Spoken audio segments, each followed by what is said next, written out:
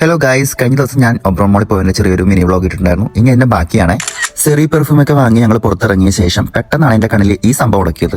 Mango madness 43 രൂപ. ആഹാ, കൊള്ളാലോ. എവിടെ പൈസ കുറവ് കണ്ടാലും നമ്മൾ ആദ്യം ചാടി വീഴുമല്ലോ. അതാണല്ലോ പൊതുവെ നമ്മുടെ ഒരു സ്വഭാവം. പക്ഷേ 43 രൂപ എന്നുള്ളത് മാംഗോ മാഡ്നസിനല്ലായിരുന്നു. അതിന്റെ ഇപ്പത്തെ കാണുന്ന കോൺ ഐസ്ക്രീം ആണെന്ന് പിന്നെയാണ് ഞങ്ങൾക്ക് മനസ്സിലായത്. എനിവേ, കണ്ട സ്ഥിതിക്ക് നമ്മൾ മാംഗോ മാഡ്നസ് കഴിക്കാൻ തീരുമാനിച്ചു. ഒരു മിനി പാക്കേജിന് വരുന്നത് 103 രൂപയാണ്. ഇതിന്റെ കൂടെ ലോട്ടസ് ബിസ്കോഫ് ക്രഷ്ഡ് ആയിട്ട് ആഡ് ചെയ്തിട്ടുണ്ടായിരുന്നു.